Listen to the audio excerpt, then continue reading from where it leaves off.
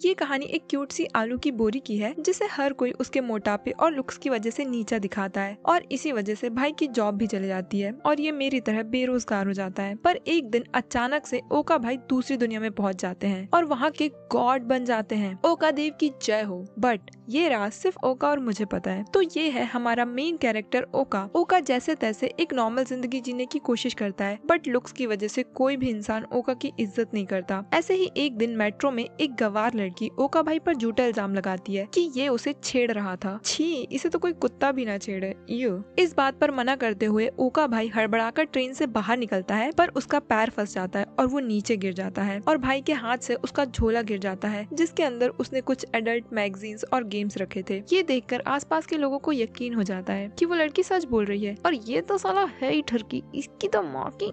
जिसके बाद वो लड़की ओका भाई पर केस कर देती है और ओका को 3 लाख येन का जुर्माना भरना पड़ता है। इस छोकरी के चक्कर में ओका की नौकरी भी चले जाती है। पर कुछ सालों बाद इस लड़की को अरेस्ट कर लिया जाता है क्योंकि इसने कई शरीफ लड़कों को ऐसे ही फंसाया है। यार ऐसी लड़कियों की वजह से ही ना हमारे देश के लड़के सुरक्षित नहीं है, इसे तो जेल में होना चाहिए। पर क्योंकि ये लड़की नाबालिग है इसे सिर्फ प्रोबेशन में रखा जाता है। 6 साल और बीत जाते हैं और ओका के पास अब भी कोई जॉब नहीं है, इसलिए वो इस उम्र में बूढ़े माँ बाप को अपना सहारा बनाता है और उन्हीं के घर में पड़ा रहता है और उन्हीं के टुकड़ों पर पलता है, उनके पैसों का खाता है और कोई काम धंधा नहीं करता। एक दिन इंटरनेट स्क्रॉल करते हुए ओका को एक रिचुअल के बारे में पता चलता है जिससे वो एक दूसरी दुनिया में जा सकता है। ओका को इन चीजों पर यकीन तो नहीं होता पर फिर भी वो रिचुअल को फॉलो करता है ऐसी मजे मजे में एंड ये सक्सेसफुल भी हो जाता है जिससे उसकी कंप्यूटर स्क्रीन पर 7 करोड़ का एक प्रश्न आता है। तो बताइए क्या आप दूसरी दुनिया में जाने के लिए तैयार हैं? ओका भाई को लगता है कि ये कोई वायरस होगा और कोई प्रैंक कर रहा है बट फिर भी वो यस क्लिक करता है क्योंकि नल्ले बेरोजगार के पास और कोई काम भी तो नहीं है, इसलिए घूमने फिरने तो जा ही सकता है। बहन तेरे पास तो बहुत रोजगार है। जिसके बाद अगली स्क्रीन पर ओका को अपना कैरेक्टर बनाना था। ओका अपनी उम्र स्वीट 16 चुनता है और अपने लुक्स को -255 पर सेट करता है, यानी कि जितना बदसूरत हो सके उतना बदसूरत। कोई कितना गवार हो सकता है। भाई के पास एक मौका है अपनी जिंदगी बदलने का जो उसने अब तक झेला उन सबसे बाहर निकलने का। पर इस मजनू की ग्रैंड मस्ती तो देखो, इसको और बदसूरत बनना है। पर ऐसा करने की वजह से ओका को बहुत सारे बोनस पॉइंट्स मिलते हैं। ओका अपने कैरेक्टर में और भी चीजें ऐड करता है जैसे कि उसे उस दुनिया में कोई भी रोजगार नहीं मिलेगा और वो गरीब का गरीब ही रहेगा। साथ ही ये ऐड करता है कि अगर कोई लड़की इसे टच करेगी तो इसकी बहुत तेजी से हेल्थ कम हो जाएगी और अगर गलती से बात चुम्मा चाटी तक पहुंच भी गई तो फिर तो भाई की मृत्यु तय है। मुझे लगता है ये खुद से नफरत करता है, मतलब कोई खुद के लिए इतना बुरा कैसे सोच सकता है, या फिर इसे लड़के पसंद है। बट ऐसा करने से ओका को 100 ट्रिलियन बोनस पॉइंट्स मिलते हैं। पर सेव करने से पहले ही टाइमर खत्म हो जाता है और ओका दूसरी दुनिया में पहुंच जाता है। ओका खुद को शीशे में देखता है और डर जाता है, ये कौन सा जानवर है। ओका को रियलाइजेशन हो जाता है कि उसने बहुत खतरनाक चीज कर दी है और वो इतना बुरा तो अपनी पहली जिंदगी में भी नहीं दिखता था। जिसके बाद ओका को कुछ और लोग मिलते हैं जो कि उसी की तरह रात को रीइंकार्नेट हुए हैं। इन दोनों लड़कियों को ठंड लग रही होती है और दोनों बॉयज इन्हें अपना अपना शर्ट देते हैं, पर ये लड़की जिसका नाम सेका है वो ओका का शर्ट लेने से मना कर देती है। देख लो भाई, सुंदर होना कितना जरूरी होता है, लुक्स मैटर्स भाई। एंड इसका नाम सेज है और ये है रीजू। ओका बिना वक्त गवाए सीधा काम की चीजें ढूंढने लगता है और इसे एक गोल्ड कॉइन मिलता है। पर जैसे ही ओका उसे टच करता है वो कॉइन गायब हो जाता है क्योंकि भाई ने खुद को श्राप दिया था कि वो गरीब ही रहेगा। ढूंढने पर इन्हें बहुत सारी चीजें मिलती है जैसे कि कपड़े, शूज, हथियार और 7 गोल्ड कॉइन्स। सभी चीजें इक्वली डिवाइडेड होती हैं पर एक गोल्ड कॉइन कम होता है और इन तीनों का सीधा शक ओका पर जाता है। साला शक्ल से चोर लगता है, इसी ने हमारा एक गोल्ड कॉइन लपेटा है। डिवाइड करने पर सभी के हिस्से में 2-2 गोल्ड कॉइन आने थे पर एका को एक ही मिलता है और वो अपना ये गोल्ड कॉइन भी इन्हें ही दे देता है और बदले में इनसे कुल्हाड़ी मांगता है पर ये लोग उसे वो भी नहीं देते और रॉक सीजर पेपर करने पर ये तीनों अच्छे अच्छे हथियार ले लेते हैं और इस बेचारे को एक लकड़ी का पता नहीं क्या पकड़ा देते हैं बस। जिसके बाद सेज ओका की तरफ अपनी दोस्ती का हाथ बढ़ाता है पर ओका कहता है मुझे पता है इन हाथों से तू क्या क्या करता है। पर दोनों लड़कियां इस पर मरी जा रही थी। अब सेज इन्हें एक मैप दिखाता है और ये लोग डिसाइड करते हैं ये एरिया सिटी की तरफ जाएंगे। पर जैसे ही सेका आगे बढ़ती है और दरवाजा खोलती है, उसे एक गॉब्लिन दिखता है। सेज तुरंत ही आगे बढ़ता है और उस गॉब्लिन को मार देता है, पर यहाँ और भी गॉब्लिन्स होते हैं। सेज और रीजू उनसे लड़ने चले जाते हैं। तब तक सेका अपना बो तैयार करती है और ओका उसकी रक्षा करने के लिए गेट पर खड़ा रहता है। तभी एक बौना गॉब्लिन ओका के बम पर हमला कर देता है। ये भी कोई तरीका होता है हमला करने का, गे साला। अब ओका इस गॉब्लिन पर हमला करता है, पर उसे कुछ भी नहीं होता। भाई ये कद्दू से ज्यादा तो गॉब्लिन स्ट्रॉन्ग है और ये गॉब्लिन अपने से 3 गुना बड़े जीव को पीट देता है। ओका को अपने घुटने पर लगती है, जिससे उसका दिमाग घूमने लगता है, क्योंकि लड़कों का दिमाग तो घुटने पर होता है। मेरी इस बात से ओका का ईगो हर्ट हो जाता है और वो पूरी ताकत से गॉब्लिन पर हमला कर देता है एंड इस बार गॉब्लिन मर ही जाता है। तभी ओका को लेवल अप का एक नोटिफिकेशन आता है। इसका लेवल 1 से सीधा 31 हो चुका है, क्योंकि ओका के पास 10,000 का मल्टीप्लायर है। अब ओका बोनस पॉइंट्स का यूज करता है अपनी स्ट्रेंथ, स्टैमिना, डिफेंस जैसी स्किल्स को अपग्रेड करने के लिए और सब में 1 ट्रिलियन पॉइंट्स ऐड कर देता है। मुझसे ये मत पूछना कि 1 ट्रिलियन में कितने जीरो होते हैं, बट अगर आपको पता है तो कमेंट कर दो। अपग्रेड करने पर ओका के ऊपर हेवन की रोशनी गिरती है और सिस्टम ओका को ऑलमाइटी गॉड डिक्लेयर कर देता है। सिर्फ और सिर्फ एक बौने गॉब्लिन को मारने पर ओका सीधा गॉड बन गया। तो अब आप इसकी पावर्स का अंदाजा लगा ही सकते हो। एंड सॉरी भाई, तभी मैंने तुझे कद्दू बोल दिया था, सॉरी। अब जब गॉब्लिन ओका पर अटैक करता है तो इसे चोट नहीं बल्कि गुदगुदी लगती है और ओका इसे एक उंगली से स्पेस में भेज देता है। यहाँ सेका अभी तक अपना बो ही नहीं बांध पाती और ओका इसमें इसकी मदद करता है और किसी ऑलमाइटी गॉड की तरह सेका को उसका बो बना कर दे देता है। इसी खुशी के अवसर पर सेका चाहती है पहला एरो ओका ही शूट करे। ओका बहुत ही सावधानी से सेका से बो लेता है और उसे गॉब्लिन की तरफ शूट कर देता है, पर ये उड़ता तीर सीधा आसमान की तरफ जाता है और वहाँ पर एक मैजिक सर्कल क्रिएट हो जाता है, जिसके अंदर से ड्रैगन बॉल का ड्रैगन बाहर आता है और सारे गॉब्लिन्स को एक ही बार में खत्म कर देता है। ये देखकर सभी लोग हैरान हो जाते हैं, पर किसी में भी इतना दिमाग नहीं है कि वो सवाल करे कि ओका जैसे लूजर ने एक ड्रैगन को कैसे समन कर लिया। ओका ने ये क्या किया, कैसे किया, किसी को कोई फर्क नहीं पड़ता। तभी यहाँ पर और गॉब्लिन्स आ जाते हैं। अब सेका सामने आती है। सेका लगातार दुश्मनों पर हमला करती है, पर मजाल है कि एक भी तीर किसी गॉब्लिन को लग जाए। गॉब्लिन भी खड़े होकर इंतजार करते हैं कि हाँ भाई, एक तीर तो एटलीस्ट घुस जाए हम लोगों पर, बट नहीं, होता ही नहीं है ऐसा। ऐसे ही सेका के सारे तीर खत्म हो जाते हैं और वो कोने पर बैठकर रोने लगती है। ये देखकर ओका को अच्छा नहीं लगता और वो अपनी स्किल्स का यूज करके सेका के लिए नए एरोज बना देता है, पर ये गवार लड़की फिर से वही हरकत करती है। गॉब्लिन्स भी रुककर इंतजार करते हैं कि शायद इस बार एक आध तीर लग जाए, बट फिर से वही होता है एंड रीजू और सेज ही सारे गॉब्लिन्स मारते हैं। गॉब्लिन्स को मारकर ये लोग शहर की तरफ निकल जाते हैं। चलते चलते ये लोग काफी ज्यादा थक जाते हैं और इन्हें भूख भी लग जाती है। ये तीनों तो सबसे पहले रेस्टोरेंट में जाते हैं, पर बेचारे ओका को ये लोग अपने साथ बुलाते ही नहीं है, क्योंकि उन्हें डर था कि ये इनके सारे फ्रेंच फ्राइज खा जाएगा। इस चीज से ओका का ईगो हर्ट हो जाता है और वो अपना रास्ता ही बदल लेता है। भाई को भी बहुत जोरों की भूख लगती है, पर बेचारे के पास पैसे ही नहीं है। कैरेक्टर बनाते टाइम तो बहुत तीसमार खान बन रहा था। तभी इसके सामने ये गवार लड़की आ जाती है और भाई अपना फाउंटेन में गिर जाता है। दरअसल ये यहाँ ओका के लिए खाना लेकर आई है। मुझे पता है तुम खानदानी गरीब हो और तुम्हारे पास खाने के भी पैसे नहीं है, इसलिए मैं तुम्हारे लिए खाना लेकर आई हूँ। और वैसे भी तुमने मेरी मदद की थी। ओका खाना ले ही रहा होता है, तभी गलती से उसका हाथ सेका के हाथ से टच हो जाता है और ओका को 440 वोल्ट का झटका लगता है। ओका की हेल्थ लगातार गिरने लगती है और उसका खाना भी पिचक जाता है। ये देखकर सेका को बहुत गुस्सा आता है। बेचारी ने अपने हिस्से का खाना भी इस सुअर को दे दिया और इसने उसे दीवार में मार दिया।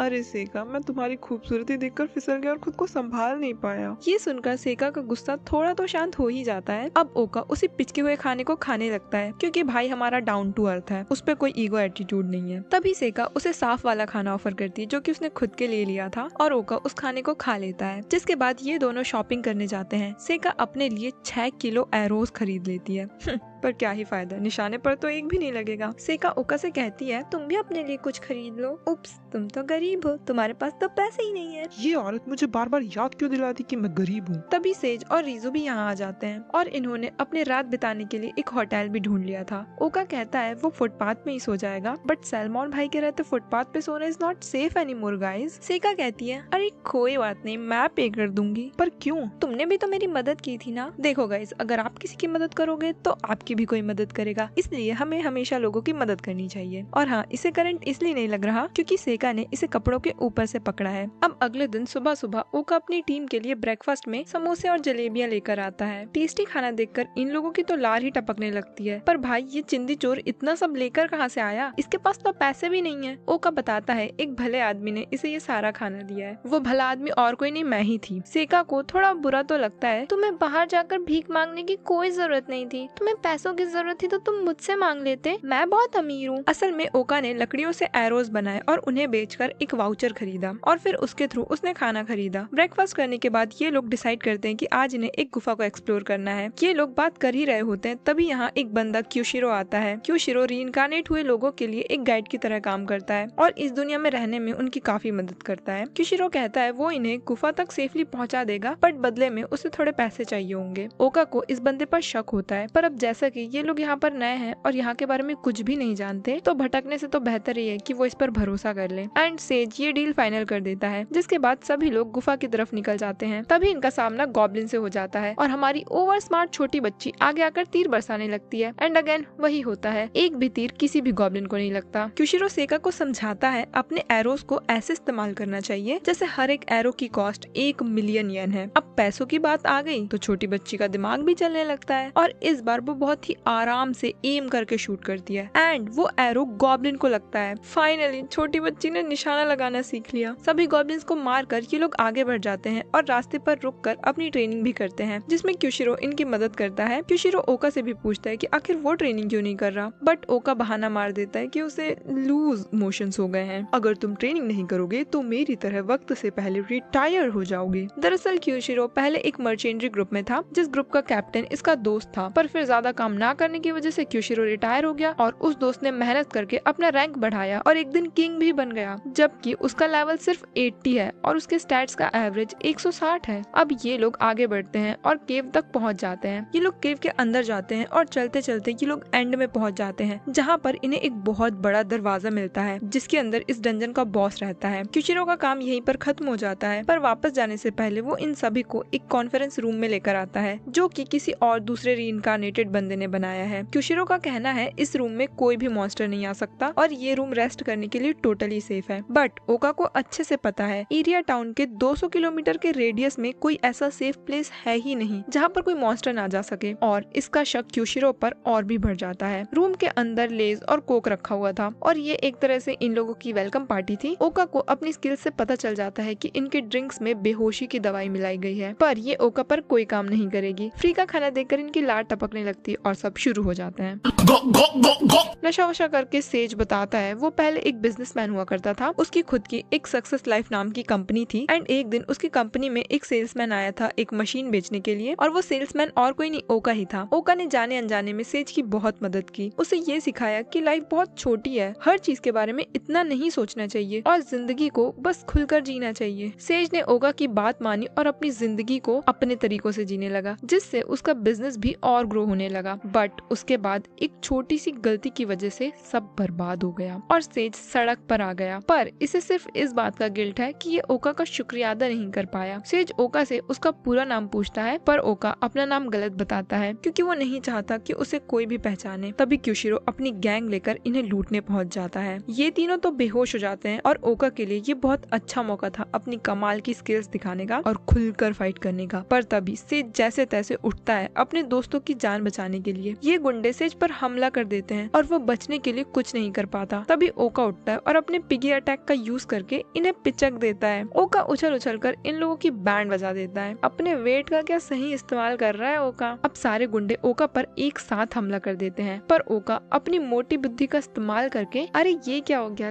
छी ये कौन सा अटैक है। बट अब सेज का दिमाग खराब हो जाता है और उसके हाथ से एक रोशनी निकलने लगती है। ऐसा इसलिए हो रहा है क्योंकि सेज ने अपने बोनस पॉइंट्स का इस्तेमाल करके अपनी एक स्पेशल स्किल बनाई है और ये तभी एक्टिवेट होती है जब सेज को गुस्सा आता है, और ये रेड हो जाती है जब सेज का गुस्सा पीक पर होता है। क्यूशिरो इसे मजाक में लेता है और सेज पर हमला कर देता है, पर तभी ओका सामने आकर अपने परम मित्र को बचा लेता है और उसके चक्कर में बेचारा खुद मार खा लेता है। ये देखकर सेज का दिमाग खराब हो जाता है कि मेरे मोटा भाई पर तुम लोगों ने हमला कैसे किया, तुम लोगों को तो मैं छोड़ूंगा नहीं। और अब सेज का गुस्सा पीक पर होता है, जिससे सेज ट्रांसफॉर्म हो जाता है और भाई की तीसरी आँख खुल जाती है और इसके पर निकल आते हैं। इसके इस रूप का नाम एल्डीन है, मोर लाइक अलादीन। जिसके बाद सेज क्यूशिरो पर अपने लाइटनिंग अटैक से हमला करता है जो कि बहुत ही ज्यादा खतरनाक होता है, पर वो क्यूशिरो को हिट नहीं करता और उसके पास जाकर रुक जाता है। सेज चाहता तो बहुत इजीली इसका काम तमाम कर सकता था, पर वो क्यूशिरो को एक मौका देना चाहता है सुधरने के लिए। सेज का इतना बड़ा दिल देखकर क्यूशिरो की आत्मा भर जाती है और वो खुद को एक अच्छा मनुष्य बनाने का ठान लेता है। अब सेज अपने दुश्मनों को पीठ दिखाकर वहाँ से जाने लगता है और ये इसकी सबसे बड़ी गलती होती है। क्यूशिरो सेज पर हमला कर देता है, बट अगेन ओका भाई अपने परम मित्र को बचा लेते हैं। भाई ये ऑलमाइटी गॉड होके कैसी हरकतें करता है, बताओ किस एंगल से ये गॉड लग रहा है। और तुम भाई का अटैक देखो एक बार, ओका के अटैक से पूरी दीवार टूट जाती है, पर ये सारा क्रेडिट सेज को दे देता है। डाउन टू अर्थ बंदा है, down to earth, down to earth बंदा है, डाउन टू अर्थ। सेज बेचारा खुद सोच में पड़ा था कि ये जस्ट अभी हुआ क्या और ये उसने किया है? ओका सभी को कन्विंस कर लेता है कि एनिमोजी एक विशाल सफेद रंग का पक्षी बनकर यहाँ पर आई जिसे सेज ने समन किया था और उसी ने यह अटैक किया है। सभी गुंडे झुककर माफी मांगते हैं, भाई भाई गलती हो गई, प्लीज प्लीज जाने दो, घर में बीवी बच्चे वेट कर रहे हैं, भाई आपकी कसम अब से कोई गलत काम नहीं करूंगा। अब ओका सबको लाइन से खड़ा करता है और सेज भाई से कहता है सालों को चाटा लगाओ एक एक, ऐसे तो इनके समझ आने नहीं है, चाटे पड़ेंगे तभी इनकी बुद्धि खुलेगी। सेज भाई ऐसा करना तो नहीं चाहते थे, पर इन गधों को समझाने के लिए उन्हें ये करना ही पड़ता है। एंड सेज अपनी नॉर्मल फॉर्म में आ जाता है और इन सभी गधों को एक एक चांटे लगाता है, जिसके बाद ओका इन सभी को पकड़कर बांध देता है। बट तभी सेज बेहोश हो जाता है क्योंकि अब उसकी बॉडी पर दवा का असर होने लगा था और वो बहुत ज्यादा थक भी गया था। ये देखकर क्यूशिरो के अंदर की लालच फिर से जाग जाती है, ये साला शैतान कभी नहीं सुधरेगा। सेज तो बेहोश हो गया और इस आलू की बोरी को ये लोग अंडर एस्टिमेट कर लेते हैं, बट अब सेज बेहोश हो चुका है तो आलू की बोरी को कोई टेंशन नहीं है अपनी पावर्स दिखाने में। वो बहुत इजीली अपनी हथकड़ियां तोड़ देता है और ये देखकर सारे गुंडे समझ जाते हैं अब बात आगे पीछे हुई तो मरना तय है। जिसके बाद हमारी टीम रॉकेट इन गुंडों को पुलिस के हवाले कर देती है, जिसके बदले उन्हें बहुत सारा पैसा मिलता है जिसे ये चारों आपस में बांट लेते हैं। ओका अपना हिस्सा लेने से मना कर देता है क्योंकि अगर उसने इन पैसों को छुआ तो वो गायब हो जाएंगे और इसीलिए सेका मदद के लिए सामने आती है। ओका के पैसे मुझे दे दो, अगर तुम्हें कुछ चाहिए होगा तो मैं तुम्हें दिला दूंगी, तुम तो जानते ही हो मैं बहुत अमीर हूँ। ओका भी इस चीज के लिए तैयार हो जाता है। पैसे मिलते ही सबसे पहले क्या किया जाता है बताओ? पार्टी शार्टी। ये लोग मस्त खाना पीना करते हैं, अपने पैसे वैसे उड़ाते हैं। सेका बताती है उसने अपने लुक्स को -16 पर सेट किया था जिसकी वजह से उसे एक्स्ट्रा बोनस पॉइंट्स मिले और इसने अपने स्पेशल नोट में लिखा था कि ये हमेशा खूबसूरत रहे। हैं इसे पावर आवर से कोई मतलब नहीं है। और बहन तेरी खूबसूरती से गॉब्लिन तो नहीं मरते हैं, खूबसूरती छोड़ो इसे तो तीर से भी मारना नहीं आता। तभी वहाँ एक क्यूट सी बिल्ली आती है और इस छोटी बच्ची को अचानक से रियलाइज होता है कि ये अपने पैरों पर खुद से खड़े हो सकती है, जिसका मतलब इसकी पिछली लाइफ में इसने अपने पैर खो दिए थे जिसकी वजह से वो अपने पैरों पर खड़ी भी नहीं हो सकती थी। जिसके बाद सेका उस बिल्ली के साथ खेलने लगती है और ओका वॉशरूम यूज करता है। वहाँ जाकर भाई रोने लगता है। उसे सेका की कहानी सुनकर बहुत बुरा लगता है। क्या इस दुनिया में भगवान नहीं है? एक छोटी सी बच्ची को लंगड़ा कर दिया, भगवान ऐसा कैसे कर सकता है? अगर मैं भगवान हूँ तो एक सेकंड, इस दुनिया में तो मैं ही भगवान हूँ। तभी सेका आती है और ओका से पूछती है सेका भाई लूज मोशन ठीक तो है, ORS लेकर आऊँ क्या? सेका का इतना साफ और मासूम दिल देखकर ओका डिसाइड करता है वो हमेशा इसकी हिफाजत करेगा। जिसके बाद ये चारों पंचायत बैठाते हैं और अपना रोजगार चुनते हैं। सेज को हीरो बनना था, रीजू को हंटर, सेका को जादूगर और ओका भाई द एपिक फाइटर बनते हैं। अब इनका अगला सफर होगा वैलेरिया सिटी की तरफ। अब अचानक से छोटी बच्ची को रस्सी कूदने का मन करता है जिसमें ये रीजू को भी इनवाइट करती है एंड अब ये दोनों खेल कूद करने लगते हैं। ओका इन दोनों को झाड़ियों के पीछे से छुपकर देख रहा था, बिल्कुल मोहल्ले की आंटियों की तरफ, क्योंकि इसे भी रीजू की पर्सनल लाइफ में इंटरेस्ट है, साला कद्दू कहीं का। अब बातों बातों में एक छोटी बच्ची दूसरी छोटी बच्ची से उसका रियल नाम पूछती है, पर दूसरी छोटी बच्ची उसे नहीं बताती। तो पहली छोटी बच्ची मतलब सेका दूसरी छोटी बच्ची को एक निकनेम देती है, रीजू। इसका रियल नेम मुझे भी नहीं पता, रीजू नेम तो सेका नहीं दिया है इसे। दूसरी छोटी बच्ची को ये नाम पसंद तो बहुत आता है पर वो कुछ बोलती नहीं है और फिर से रस्सी कूदने लगती है। अब इसकी कला से आसपास के लोग आकर्षित हो जाते हैं और यहाँ पर भीड़ जम जाती है। रीजू के लिए चारों तरफ तालियां ही तालियां बजने लगती हैं, पर इन सारी अटेंशन में रीजू सेका को थैंक यू बोलना तक भूल जाती है और ये बात उसे थोड़ी बुरी लग जाती है जिसकी वजह से छोटी बच्ची रोने लगती है। अरे छोटी बच्ची हो क्या, इतनी सी बात पे कौन रोता है? और तब ओका बाहर आता है। ये देखकर सभी लोग डर जाते हैं, अरे बीसी भागो, ये बच्चे चुराने वाला कहाँ से आ गया? इतना चुभने लगा हूँ सबको। भाई इतना बुरा तो नहीं दिखता है, ये लोग ओवर रिएक्ट कर रहे हैं और इतनी बेइज्जती हमारे ऑलमाइटी गॉड की। पछताएंगे ये लोग, तमीज से रहो तुम लोग ओका भाई के सामने। सेका को थोड़ा बुरा लगता है और वो बेचारी रोते रहती है। रीजू भी रोते हुए यहाँ से भाग जाती है। रात को सेका को एक लेटर मिलता है जिसमें रीजू ने लिखा था, प्रिय सखी सेका, मुझे आपके द्वारा दिया गया नाम अत्यंत पसंद आया एवं मेरे व्यवहार के लिए मुझे क्षमा प्रदान करें, आपकी प्यारी रीजू। सेका को ये पढ़कर बहुत अच्छा लगता है और वो रीजू को ढूंढने चले जाती है, पर रीजू तो यहीं पर छुपी हुई थी। वो ओका के सामने आती है। रीजू को ओका से कुछ बातचीत करनी थी जिसके लिए वो उसे अकेले रूम में लेकर जाती है। प्राइवेट बातचीत। रीजू तुरंत ही ओका से माफी मांगती है और बताती है उसे ओका के बारे में सब कुछ पता है, इसका असली नाम, ये कहाँ से आया है, इसने पिछले जन्म में क्या क्या किया था, सब कुछ। और इसे ये भी पता है सेज जिस सेल्समैन की बात कर रहा था वो ओका ही था। पर इस लड़की को इतना सब कैसे पता, और वो भी ओका की पिछली लाइफ का? ये तो ओका का टॉप टायर सीक्रेट था। असल में रीजू ने अपनी स्पेशल नोट में ये लिखा था कि वो किसी के भी स्टैट्स देख सकती है, जिस वजह से उसे ये भी पता है कि ओका ही ऑलमाइटी गॉड है। भाई साहब क्या चालाक लड़की है, अब तक मुझे सबसे स्मार्ट यही लगी। और जैसा कि हम जानते हैं पिछली जिंदगी में सेका ने अपने पैर खो दिए थे, जिसके जिम्मेदार रीजू खुद को मानती है, क्योंकि पिछले जन्म में रीजू सेका से एक इवेंट के थ्रू मिली थी जिसकी ऑर्गेनाइजर रीजू ही थी। पर एक छोटी सी गलती की वजह से एक बहुत बड़ा एक्सीडेंट हो गया जिसमें कई लोग घायल हो गए और उन्हीं में से एक सेका भी थी जिसने अपने दोनों पैर खो दिए। इन सब के जिम्मेदार रीजू खुद को मानती है और इसीलिए वो इस दुनिया में सेका का अच्छे से ख्याल रखना चाहती है। साथ ही वो सेज की छोटी बहन है, पर इस बारे में सेज को कुछ नहीं पता। अब जैसे कि ओका और रीजू दोनों का गोल एक ही है, अपने दोस्तों की मदद करना, तो ये दोनों आपस में दोस्ती कर लेते हैं और इसी खुशी के पावन अवसर पर रीजू अपने बाल काट लेती है, जो कि बेसिकली आगे बढ़ना और बदलाव या किसी नई शुरुआत को दर्शाता है। अगले दिन सुबह ये लोग इरिया सिटी को छोड़कर वेलेरिया की तरफ निकल पड़ते हैं। रीजू का ये नया लुक देखकर सेका बहुत खुश हो जाती है, जिससे अल्टीमेटली रीजू भी खुश हो जाती है। रास्ते में इन्हें मॉन्स्टर्स भी मिलते हैं जिन्हें सेका मैजिक से खत्म कर देती है और अब इसने अपना बो और एरो रीजू को दे दिया है, जिसे वो अपने हंटिंग में इस्तेमाल करेगी, क्योंकि इसे तो चलाना आता नहीं है और रीजू इन्हें ज्यादा बेहतर इस्तेमाल कर सकती है। कुछ देर में शाम हो जाती है और ये लोग जंगल में ही कैंपिंग करते हैं, बट अब इन्हें लकड़ियों और खाने का इंतजाम करना था। लकड़ियाँ और आग जलाने की जिम्मेदारी रीजू और सेज लेते हैं और मछलियाँ पकड़ने ओका और सेका जाते हैं। नदी के तट पर बैठे बैठे इन्हें काफी समय बीत जाता है, परंतु इन दोनों ने एक मछली भी नहीं पकड़ी थी। बैठे बैठे इनके बीच काफी गहरी बातचीत होती है। सेका बताती है उसे कोई रोतरू बच्ची नहीं बनना, वो स्ट्रॉन्ग इंडिपेंडेंट यंग लेडी बनना चाहती है। पर ओका उसे समझाता है रोना कोई बुरी बात नहीं है, रोने से कोई कमजोर नहीं बनता, हम सब इंसान हैं और हमारे अंदर इमोशंस होते हैं, वही इमोशंस हमें हंसाते हैं, रुलाते हैं, एंड आफ्टर ऑल इंसान होने का मतलब ही यही है, सारे इमोशंस को फील कर पाना। ये सुनकर सेका इमोशनल हो जाती है। तभी रीजू आ जाती है जिसने आग और लकड़ियों का इंतजाम कर लिया था, बस मछलियाँ पकड़ना बाकी है। ये लोग बताते हैं मछलियाँ हमारे पास नहीं है, वो तो पानी के अंदर है। और अब रीजू अपनी स्किल्स का प्रदर्शन करती है एंड वोइला 4 तीर से 4 निशाने और 4 मछलियाँ। जिसके बाद सेका और सेज मच्छी भात पकाते हैं। आज तो माछ भात खाबो। चारों मित्र मस्त खाना वाना एंजॉय करते हैं, बातचीत करते हैं और अपनी जर्नी के बारे में डिस्कस करते हैं। तभी एक लड़की रिया लड़खड़ाते हुए इनके पास आती है और आते ही बेहोश हो जाती है। सेज उसे उठाने की कोशिश करता है पर कुछ नहीं होता। ओका पानी लेने जाता है और रीजू से बताती है कि लड़की ठीक नहीं है, इसके साथ पहले कुछ बहुत बुरा हुआ है और अब ये सभी सुंदर लड़कियों को मारना चाहती है, सेका को इससे दूर ही रखना होगा। तो असल में पिछले जीवन में रिया का एक प्रेमी हुआ करता था जिससे ये अत्यंत भीषण प्रेम करती थी, परंतु सुअर के बच्चे के नाखून को ये सच्चा प्यार रास नहीं आया और उसने किसी और लड़की के लिए ये प्यारी बच्ची रिया को छोड़ दिया। साथ ही रिया को सभी लोग उसके लुक्स के लिए जज करते थे, उसे भला बुरा कहते थे, इसका बॉयफ्रेंड तो इसको छोड़ गया।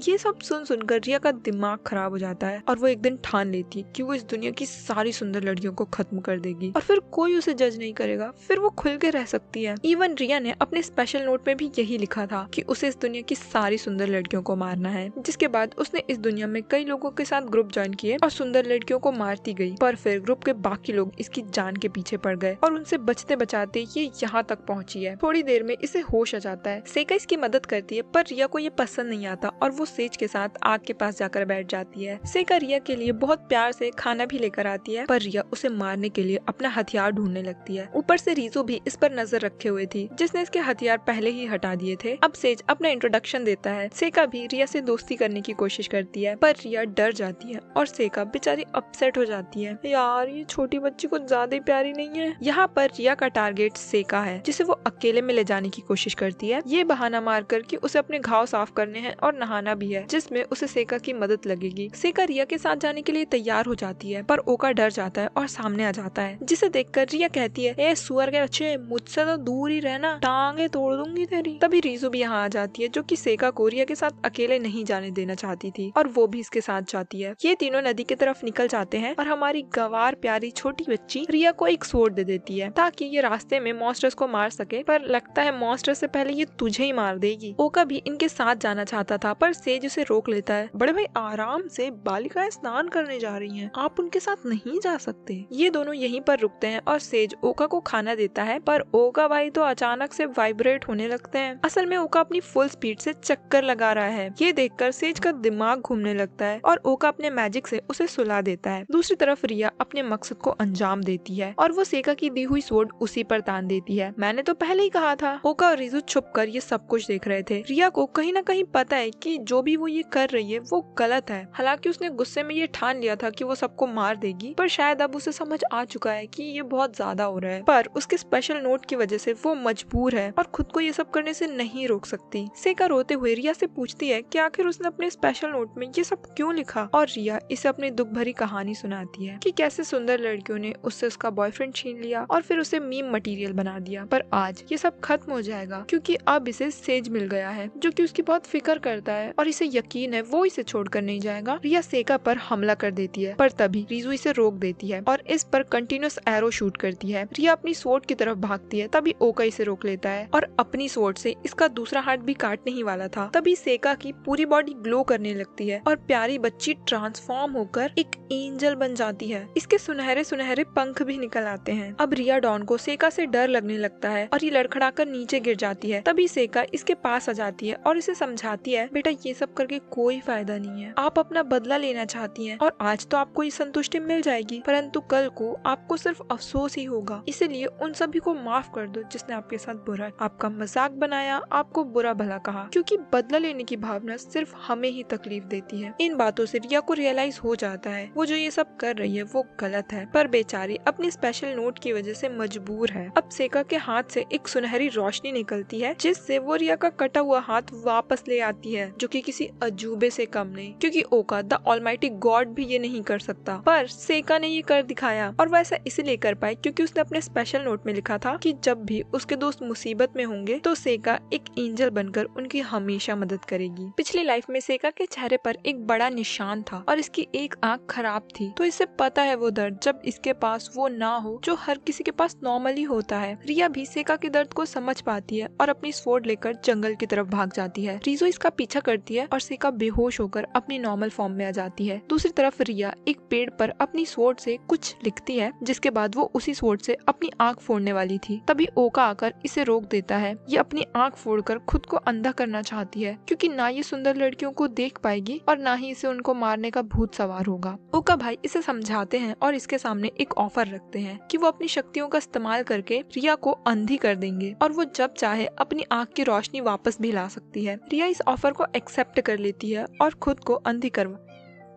सॉरी गाइज, मेरी बिल्ली म्याऊ म्याऊ कर रही है। रिया इस ऑफर को एक्सेप्ट कर लेती है और खुद को अंधा करवा लेती है। चलो एंड में सुधर तो गई ये लड़की। दूसरी तरफ सेका भी होश में आ जाती है और ओका इसके पास ही था। ओका इसे सब बताता है कि कैसे इसने एक एंजल बनकर रिया का हाथ ठीक कर दिया और उसे सही रास्ते पर भी ले आई। ये सुनकर प्यारी बच्ची बहुत खुश हो जाती है और ये हर जरूरतमंद की मदद करना चाहती है, पर ओका उसे समझाता है उसकी ये पावर बहुत स्पेशल है, इसे जितना छुपा कर रखा जाए उतना ही बेहतर होगा, वरना सभी लोग अपने फायदे के लिए सेका की जान के पीछे हाथ धोकर पड़ जाएंगे। और अगर सेका किसी की मदद करना चाहती भी है तो उससे पहले इंसान को समझना होगा, परखना होगा कि क्या वो भरोसे के लायक है, और अगर कभी भी सेका को जरूरत होगी ओका उसकी मदद के लिए हमेशा उसके पास रहेगा। ये सुनकर छोटी बच्ची बहुत खुश हो जाती है और ओका की तरफ अपने दोस्ती का हाथ बढ़ाती है, बट अगर ओका भाई ने इसे टच किया तो शॉर्ट सर्किट हो जाएगा एंड ओका हैंडशेक कर लेता है। इसे तुरंत ही बहुत गंदा दर्द होता है, पर वो सेका को निराश नहीं करना चाहता था। ओका भाई का दिल कितना बड़ा है, बिल्कुल उनके शरीर की तरह। अगली सुबह ओका सेज को रिया के बारे में बताता है, जिसने उस पेड़ में सेका के लिए एक मैसेज छोड़ा था। तुम्हारा थैंक यू सेका, मेरे जख्म भरने के लिए। अगली बार जब हम मिलेंगे तब मैं तुम्हारी मदद करूंगी। जिसके बाद ये लोग वेलेरिया सिटी की तरफ अपना सफर जारी रखते हैं। एंड हम एक फ्लैशबैक देखते हैं जब रात में सेका और सेज सो रहे थे। ओका रीजू से पूछता है क्या उसे सेका की एंजल वाली फॉर्म के बारे में पहले से पता था। रीजू बताती है सेका ने ट्रांसफॉर्म होने के बारे में कुछ खास लिखा नहीं था, जिसका मतलब उसने खुद से ये पावर अनलॉक की है। ये दोनों ऐसे ही बात करते हैं, तभी ओका बताता है उसे लगता है सेज एक न एक दिन किंग जरूर बनेगा, क्योंकि उसमें वो पोटेंशियल है, वो पैशन है कि वो कुछ भी कर सकता है। और जैसा कि क्यूशिरो ने बताया था, उसका एक रीइंकार्नेटेड साथी भी प्रमोशन लेकर किंग बन गया। और वैसे भी सेज बहुत अच्छा और काइंड इंसान है। अगर वो किंग बन जाता है तो सेका जैसे मासूम भोंदू लोग इस दुनिया में आराम से सेफ रह पाएंगे। रीजू ओका का शुक्रिया अदा करती है उसके बड़े भाई पर भरोसा करने के लिए और उसका ख्याल रखने के लिए। अब हम प्रेजेंट में वापस आ जाते हैं। चलते चलते ये लोग वेलेरिया सिटी के करीब पहुंच जाते हैं, पर उससे पहले इन्हें इन मॉन्स्टर से लड़ना होगा। हमारे तीनों हीरोज लड़ने के लिए तैयार हो जाते हैं और चौथा वाला तो अभी अपने जूते की लेस बांध रहा है, वो भी उन शूज की जिसमें लेस है ही नहीं। सेका आगे पीछे कुछ नहीं देखती और बस मॉन्स्टर्स को मारने के लिए निकल पड़ती है। पीछे से ओका जल्दी से एक विंड शील्ड क्रिएट करता है, वरना तो गॉब्लिन्स इस गवार बच्ची की चटनी बना देते। इधर सेज खुद को ट्रांसफॉर्म करने की कोशिश करता है और यहाँ ओका को याद आता है अगर सेज अभी ट्रांसफॉर्म हुआ तो उसके नए कपड़े फट जाएंगे। बंदे को अपनी जान की नहीं, दूसरे के नए कपड़े की ज्यादा फिक्र हो रही है। एंड इवेंचुअली सेज को भी ये रियलाइज हो जाता है और भाई अपने नए कपड़ों को उतार कर मस्त बैठकर फोल्ड करता है। भाई क्या इंसान है ये। वहाँ मॉन्स्टर का पूरा खानदान आ रहा है और बंदे को अपने कपड़े फोल्ड करने हैं। लगता है बुद्धि बेचकर ही इसने ये कपड़े खरीदे हैं। जब तक सेज ट्रांसफॉर्म होता है ये तीनों आगे बढ़ते हैं और एक टूटे टावर पर चढ़ जाते हैं। मॉन्स्टर्स भी टावर पर चढ़ने की कोशिश करते हैं, तभी ओका सेका को अपनी मतलब गॉड की ब्लेसिंग्स देता है, जिसके इस्तेमाल से सेका बहुत ही आसानी से मॉन्स्टर से फाइट कर पाती है। ओका भी अपने खुद के मड मॉन्स्टर्स जनरेट करता है जो कि छोटे गॉब्लिन्स को आसानी से रोक लेते हैं। दूसरी तरफ सेज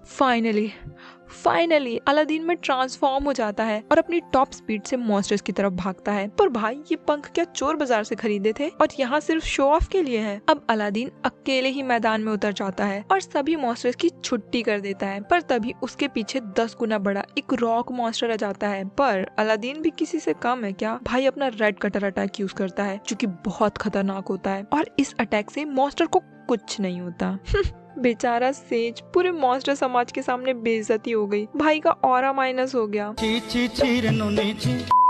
अब अपनी इज्जत बचाने के लिए सेज पंखों का इस्तेमाल करता है और एंजल की तरह उड़ते हुए सारे मॉन्स्टर्स को एक ही बार में खत्म कर देता है।